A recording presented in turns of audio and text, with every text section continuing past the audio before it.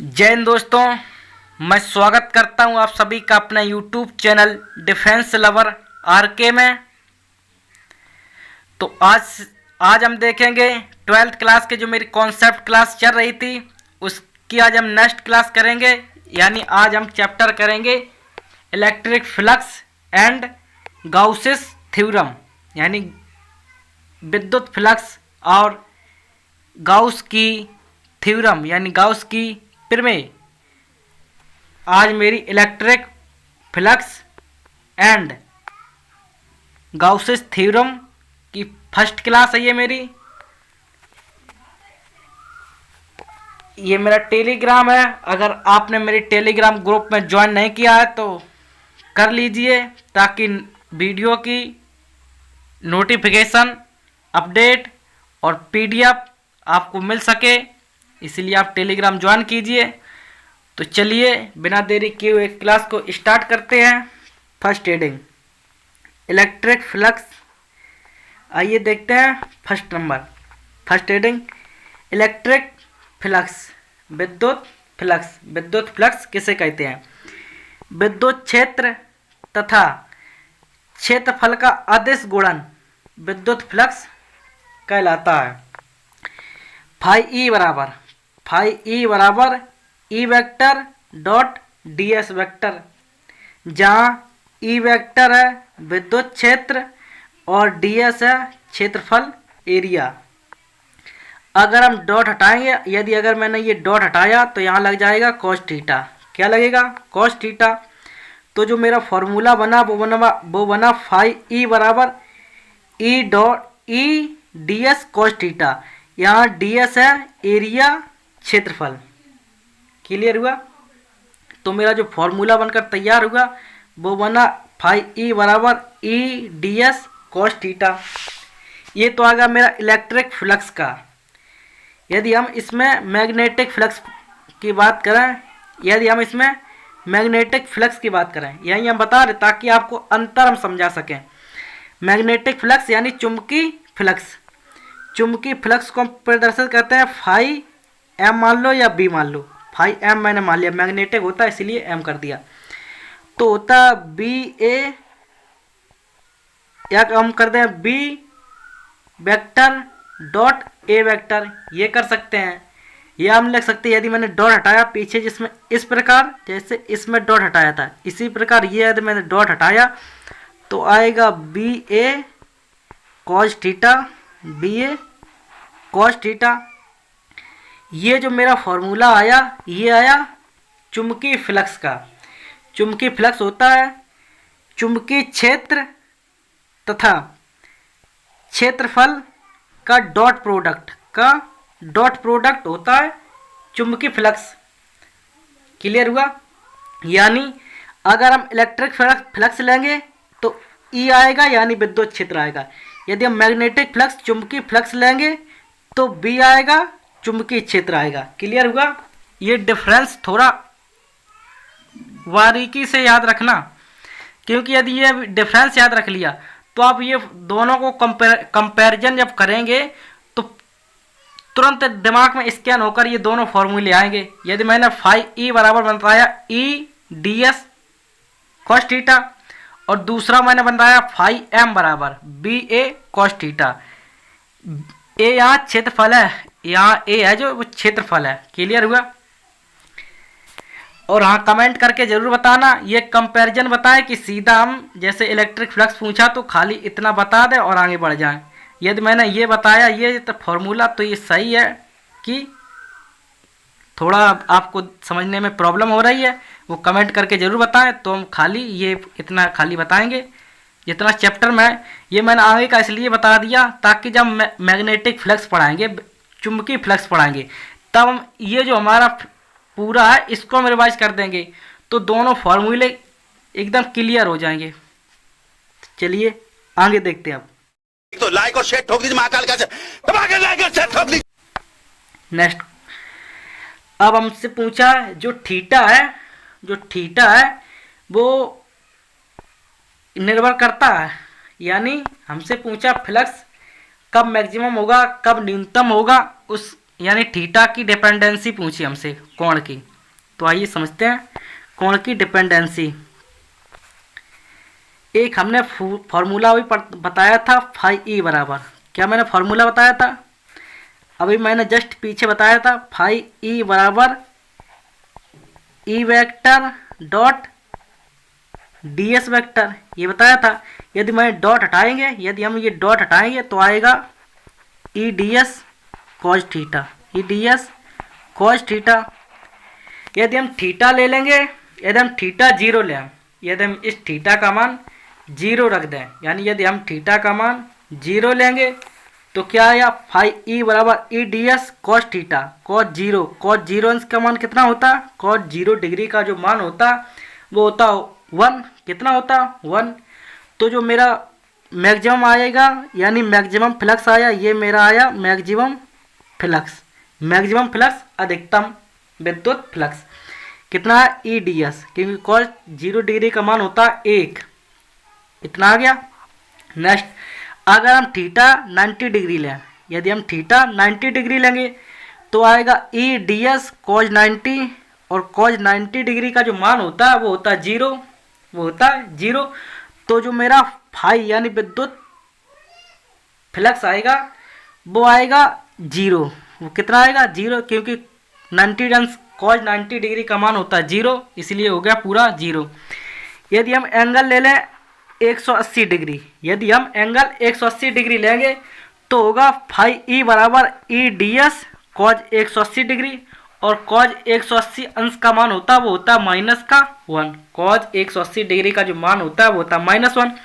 यदि -1 रखेंगे तो क्या आया? माइनस का ई डी एस आएगा, माइनस का ई डी एस, यानी ये मेरा आया न्यूनतम फ्लक्स।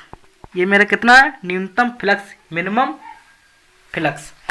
क्लियर हुआ? ये कितना क्लियर हुआ? चलो आगे देखते हैं। अगर कहीं भी दिक्कत हो तो कमेंट करके ज़रूर बताना कि हमें यहाँ समझ में नहीं आया। ओके, चलो नेक्स्ट देखते हैं। जो मेरा विद्युत फ्लक्स है, विद्युत फ्लक्स है वो जो स्केलर क्वांटिटी है यानी अदिश राशि है। जो विद्युत फ्लक्स है वो अदिश राशि है।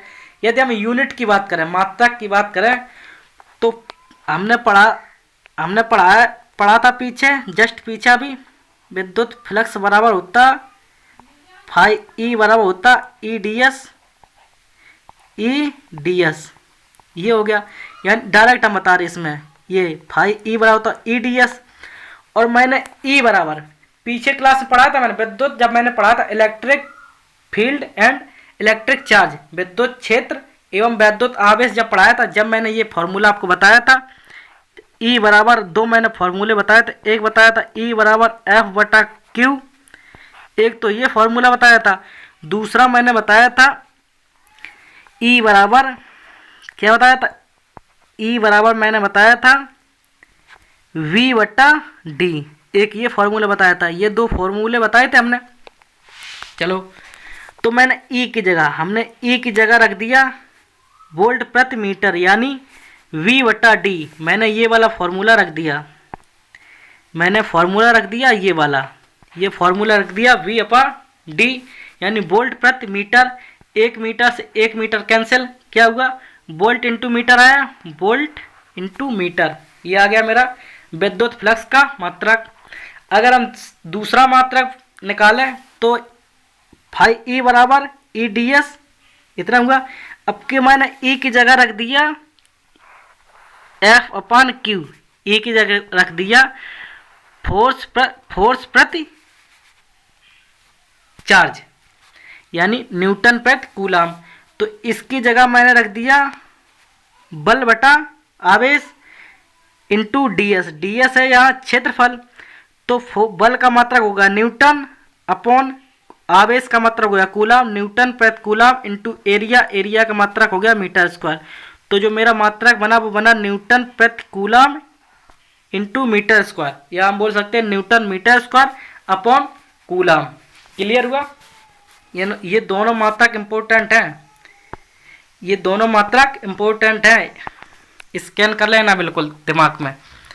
अगर हम डायमेंशन की बात करें, अब यदि हम डायमेंशन की बात करें, ये थोड़ा हम रेज करते हैं।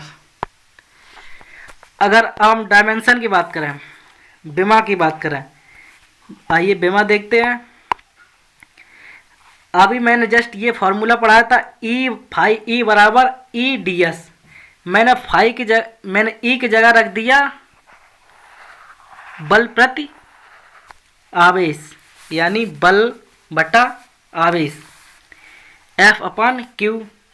एफ अपान क्यू जैसे ही रखा मैंने तो एफ होता है बल, बल की जो डायमेंशन होती है वो होती है M L T minus two upon आवेश, आवेश की जो विमा होती है वो होती है ए टी। इसको जब मैंने सॉल्व किया इनटू डी एस है एरिया, डी एस यहाँ क्या है एरिया, क्षेत्रफल, क्षेत्रफल की जो विमा होती है वो होती है एल की पावर टू, एल की पावर टू।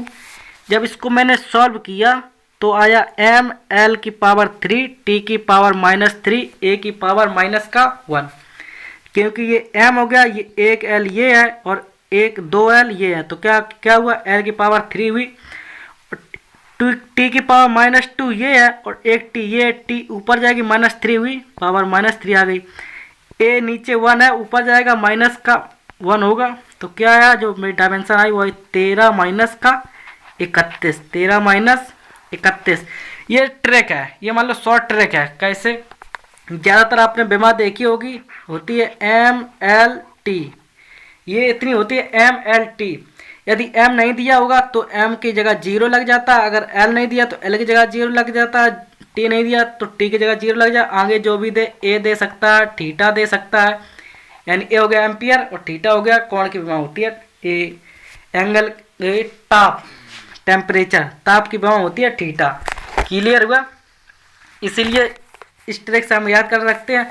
अगर विद्युत फ्लक्स की जो डायमेंशन होती है विमा होती है वो रखेंगे 13 माइनस 31, तो डायरेक्ट याद आएगी एम एल की पावर 3 टी की पावर माइनस का 3 ए।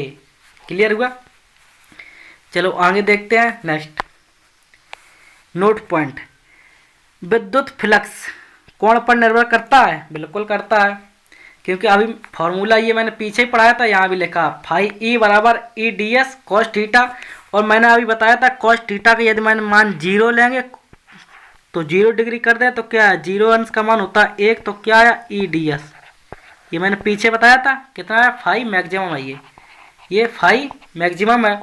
अगर हम थीटा 90 डिग्री लेंगे, यदि मैं थीटा ले लिया 90 डिग्री तो 90 डिग्री का मान होता है जीरो, तो क्या है फाई ई बराबर कितना आएगा जीरो। अगर हम 180 डिग्री ले लें, अगर हम थीटा 180 डिग्री लें तो क्या 180 कॉज 180 डिग्री का मान होता है वो होता -1, तो क्या आया फाई, जो फाई आएगा वो आएगा माइनस का डी एस, माइनस का ई डी एस, माइनस का ई डी एस, इतना आया। ये होता मिनिमम, ये होता न्यूनतम। अगर फ्लक्स पूछ दे न्यूनतम कब होगा तो 180 डिग्री पर न्यूनतम फ्लक्स होता है और 0 डिग्री पर अधिकतम फ्लक्स होता है, मैक्सिमम फ्लक्स होता है। क्लियर हुआ, चलो नेक्स्ट देखते हैं, आगे बढ़ते हैं। आइए ये थोड़ा ध्यान से समझना, अगर हमसे पूछे पॉजिटिव फ्लक्स, धन फ्लक्स में पृष्ठ से विद्युत रेखाएं बाहर निकलेंगी, कैसे, जैसे मान लो मैं अलग से समझाता हूँ। मैंने एक सर्किल लिया, ये मैंने लिया एक सर्किल, थोड़ा बड़ा हो गया, ये मैंने एक सर्किल ड्रॉ किया। यदि हम इस पर पॉजिटिव फ्लक्स ले लें, यदि हम इस पर पॉजिटिव फ्लक्स लें, पॉजिटिव फ्लक्स का मतलब होता है जो विद्युत क्षेत्र रेखाएं हैं वो बाहर जाएंगी, विद्युत क्षेत्र रेखाएं बाहर की ओर निकलेंगी। क्यों, क्योंकि एग्जांपल अगर हम दें, जैसे मान लो ये पावरफुल व्यक्ति है, ये जो व्यक्ति है ये पावरफुल है, ये पावरफुल व्यक्ति है, तो हमेशा ये दादागिरी झाड़ेगा, ये जो व्यक्ति है ये हमेशा दादागिरी झाड़ेगा, दूसरों को पीटेगा, मारेगा, यानी क्योंकि इस पर जो दादा आई मान लो ये, तो ये तो छोटे लोगों का मारेगा, धमकाएगा, कुछ भी करेगा, छोटे लोग चुपचाप बेचारे सहते रहेंगे। क्लियर हुआ, इसलिए इसकी विद्युत क्षेत्र रेखाएं बाहर जाएंगी। क्लियर हुआ, क्योंकि अगर पॉजिटिव फ्लक्स होगा तो विद्युत क्षेत्र रेखाएं बाहर निकलेंगी। समझ में आया। अगर आप बात करें नेगेटिव की, ये हम थोड़ा रफ करते हैं, ये हम करते हैं रफ। हम बात करें नेगेटिव की, ये मैंने एक सर्किल लिया, यदि इस पर नेगेटिव आवेश है, यदि इस पर नेगेटिव फ्लक्स है, तो नेगेटिव फ्लक्स यानी कमज़ोर आदमी है, तो कमज़ोर आदमी, जो बड़े लोग होंगे, जो रुपए पैसे वाले लोग होंगे, वो क्या करेंगे, दबाए रहेंगे, यानी इस पर चढ़े रहेंगे, हावी बने रहेंगे, इसको कुछ करने नहीं देंगे। इससे जैसा मन आएगा वैसा बड़े आदमी करवाएंगे, क्योंकि ये निगेटिव है, यानी ये कम पावरफुल है, ये कम पावरफुल है। तो इस पर लोग दबाव बनाए रखेंगे, यानी विद्युत क्षेत्र रेखाएं अंदर प्रवेश करेगी, विद्युत क्षेत्र रेखाएं अंदर की ओर प्रवेश करेगी, क्योंकि ये पावरफुल नहीं है, इसीलिए विद्युत क्षेत्र रेखाएं अंदर की ओर यानी प्रवेश करेगी। क्लियर हुआ, ये चीज़ क्लियर हुई। चलो एक बार फिर से समझते हैं। ये हम करते हैं इरेज। अगर पॉजिटिव चार्ज होगा तो विद्युत क्षेत्र रेखाएं बाहर निकलेंगी, विद्युत क्षेत्र रेखाएं बाहर निकलेंगी। अगर नेगेटिव फ्लक्स होगा, इस पर पॉजिटिव फ्लक्स था, इस पर अगर नेगेटिव फ्लक्स लेंगे तो विद्युत क्षेत्र रेखाएं हैं वो इंटर करेंगी, प्रवेश करेगी अंदर की ओर। क्लियर हुआ, ये पॉइंट क्लियर रखना, ये मान लो इम्पोर्टेंट है। इसका जो वो बनेगा, सवाल बनेगा, वो ऑपरेटिव बनेगा, यानी अगर धन फ्लक्स लें तो विद्युत क्षेत्र रेखाएं अंदर प्रवेश, ऑप्शन देगा अंदर प्रवेश करेंगी, बाहर निकलेंगी, ना अंदर रहेंगी ना बाहर रहेंगी, यानी ऐसे ऑप्शन दे सकते हैं। क्लियर हुआ, चलो आगे देखते हैं नेक्स्ट। अगर हमसे पूछे बंद परिपथ में कुल फ्लक्स, बंद परिपथ में कुल फ्लक्स, तो फाई ई बराबर होता close integral E vector dot D S vector. यदि हम डॉट हटाएंगे तो कॉस थीटा आएंगे, ये मान लो क्लियर होता है। यदि हम डॉट हटाएंगे तो कॉस थीटा आएगा, ये श्योर है, ये हमेशा होता है। अगर डॉट हटाएंगे तो कॉस आएगा, अगर कॉस हटाएंगे तो डॉट लगेगा। क्लियर हुआ, ये डॉट हटा दिया तो क्या है, कॉस थीटा आ गया इधर। तो जो मेरा फॉर्मूला बना वो बना फाई ई बराबर क्लोज इंटीग्रल, ये है, ये क्लोज इंटीग्रल बंद समाकलन, इसे बोलते हैं बंद समाकलन, E D S cos theta. इस जो फॉर्मूला है वो क्लियर हुआ। फॉर्मूला बस याद कर रहो, आगे जब हम प्रैक्टिस करवाएंगे, क्वेश्चंस की प्रैक्टिस करवाएंगे, ये फॉर्मूले बिल्कुल स्कैन हो जाएंगे। चलो आगे देखेंगे, आगे देखें। अब हमसे पूछा है, इसमें पूछा है continuous charge distribution, continuous charge distribution, सतत आवेश वितरण। आइए समझते हैं सतत आवेश वितरण। जो सतत आवेश वितरण है वो 3 प्रकार से होता है। कितने प्रकार से? 3 प्रकार से। एक होता है रेखीय आवेश, एक होता है पृष्ठीय आवेश, एक होता है आयतन आवेश। रेखीय आवेश में जो आवेश होंगे वो एक रेखा में होंगे। ये मैंने एक लाइन बनाई है, यहाँ पर आवेश रखे हैं, ये बिंदी से रखी है, ये आवेश प्रदर्शित है। इधर हम समझाते हैं, ये मैंने लिया, ये हो गया ऐसे, ये रखे हैं आवेश एक रेखा में, तो ये हुआ रेखीय आवेश वितरण। यदि हम एक एरिया ले लें, अगर पृष्ठीय आवेश की बात करें, ये पृष्ठीय आवेश, तो इसमें एक एरिया होता है। जैसे मान लो ये एरिया हो गया बंद, जैसे हम ले लेते हैं ये खेत, मान लो है ये आसपास खेत की ये मेड़ है। जो गांव के लोग होंगे वो तुरंत इस बात को समझ जाएंगे कि खेत क्या होता है और ये मेड़ क्या होती है। ये मैंने रख दिया अंदर आवेश, ये है अंदर आवेश, एक तो ये हो गई। दूसरा यदि हम गोल में ले लें, गोला ले लें, और ये अंदर आवेश रखे हैं, ये भी हो गया पृष्ठीय आवेश, यानी ये पृष्ठ पर आवेश वितरण है। अगर बात करें आयतन आवेश, और ये आयतन आवेश, आयतन आवेश, ये मैंने एक घन बनाया, ये मैंने एक घन बनाया, इधर जगह कम है इसलिए इसी में समझा रहे हैं। ये मैंने एक घन बनाया, घन के अंदर देखो ये बूंदी रखी, ये बिंदी रखी है, ये आवेश है, यानी आवेश चारों ओर से घिरे रहते हैं। आयतन आवेश होता है उसमें आवेश चारों ओर से घिरे रहते हैं। अब समझते हैं इसके जो फॉर्मूला बनेगा वो क्या बनेगा। इसमें आवेश एक रेखा में व्यवस्थित होते हैं, रेखीय आवेश में, इसमें एक पृष्ठ पर, इसमें चारों ओर से घिरे होते हैं। ये तो क्लियर हो गया। आप समझते हैं रेखीय आवेश घनत्व। रेखीय आवेश घनत्व का फॉर्मूला लैम्डा बराबर होता है D Q upon D L. Q है यहाँ आवेश और एल है लंबाई, लेंथ, यानी रेखीय आवेश घनत्व की बात करें तो होता है आवेश प्रति लंबाई, यानी कूलाम प्रति मीटर, ये हो गया इसकी यूनिट मात्रक। और दूसरी बात करें पृष्ठीय आवेश घनत्व, पृष्ठीय आवेश घनत्व पूछे तो वो होता है स्मॉल सिग्मा बराबर D Q upon D S. यहाँ डी एस है एरिया, डी एस क्या है एरिया, यानी आवेश प्रति क्षेत्रफल, आवेश अपॉन क्षेत्रफल होता है पृष्ठीय आवेश घनत्व। अगर इसकी यूनिट की बात करें, मात्रक की बात करें, वो होता है कूलम प्रति मीटर स्क्वायर, कूलम प्रति मीटर स्क्वायर। अगर बात करें आयतन आवेश घनत्व रो बराबर, आयतन आवेश घनत्व रो बराबर होता है D Q upon D V. D V यहाँ है आयतन, डी वी क्या है आयतन, तो जो मेरा आया क्यू अपॉन वॉल्यूम, वॉल्यूम मतलब आयतन, मात्रक आएगा कूलम प्रति मीटर क्यूब, कूलम प्रति मीटर क्यूब। अगर हम बात करें अब डायमेंशन की, पृष्ठीय आवेश, अगर हम बात करें रेखीय आवेश घनत्व की डायमेंशन विमा, तो होता आवेश प्रति लंबाई होती है, आवेश की हो गया 80, आवेश की डायमेंशन 80 अपॉन एल, लंबाई का भाग देंगे तो ऊपर जाएगा आएगा एल की पावर -1 इंटू टी ए। अब बात करें पृष्ठीय आवेश घनत्व, एरिया का भाग दे देते तो बनता है पृष्ठीय आवेश घनत्व। हम बात करें आवेश प्रति मीटर स्क्वायर, मीटर स्क्वायर यानी एल की पावर 2, ऊपर ये एल की पावर 2 ऊपर जाएगी, क्या हुआ एल की पावर -2 टी ए, ये आगे मेरी डायमेंशन पृष्ठीय आवेश घनत्व की। अब आता आयतन आवेश घनत्व, आयतन आवेश घनत्व, आवेश की तो मात्र आवेश की जो डायमेंशन है वो हुई 80 अपॉन वॉल्यूम आयतन, आयतन की जो डायमेंशन होती है वो होती एल की पावर 3, तो एल की पावर 3 ये ऊपर गई, क्या हुआ एल की पावर -3 टी ए। यहाँ तक क्लियर हुआ, ये इतना समझ में आया। यानी जब रेखीय आवेश घनत्व आएगा तो लंबाई का भाग देंगे, पृष्ठीय आवेश घनत्व आएगा, पृष्ठीय आवेश घनत्व आएगा तो हम एरिया का भाग देंगे, क्षेत्रफल का भाग देंगे। जब आयतन आवेश घनत्व आएगा तो हम वॉल्यूम का भाग देंगे, आयतन का भाग देंगे। क्लियर हुआ, इसका मात्रा कूलम प्रति मीटर और ये इसका मात्रा क्षेत्रफल का भाग देंगे कूलम प्रति मीटर स्क्वायर।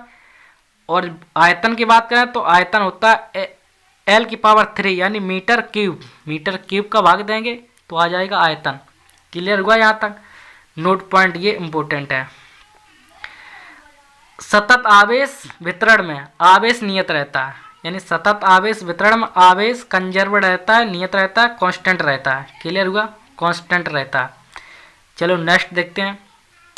एक अब आया क्वेश्चन, हमसे पूछा यदि विद्युत क्षेत्र ई वेक्टर बराबर दिया है 200 आई कैप प्लस 300 जे कैप वोल्ट प्रति मीटर, क्योंकि यहाँ विद्युत क्षेत्र दिया वोल्ट प्रति मीटर ये यूनिट हो गया, तथा क्षेत्रफल सदिश ds वेक्टर बराबर 5 गुणा 5 इंटू 10 की पावर -3, ये जे कैप है, ये क्या है कलर चेंज कर दें थोड़ा, ये जून नहीं है जे कैप है, जे कैप है इंटू जे कैप मीटर स्क्वायर, ये मीटर स्क्वायर इसका मात्रक है हो। तो विद्युत फ्लक्स पूछा है, विद्युत फ्लक्स का जो फॉर्मूला वो होता है फाई बराबर होता है E vector dot D S vector, E vector dot D S vector.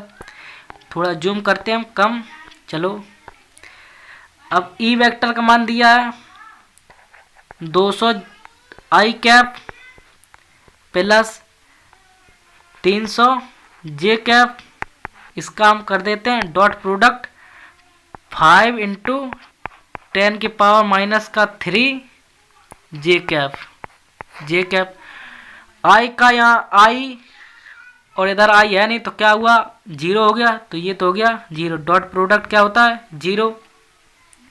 जे का जैसे गुणा करेंगे क्या आया 1, और इनका आपस में गुणा होगा क्या आएगा, यानी जे का जो कॉफिशिएंट है, जे का जो गुणांक है और इस जे का गुणांक, इन दोनों का आपस में होता है गुणा।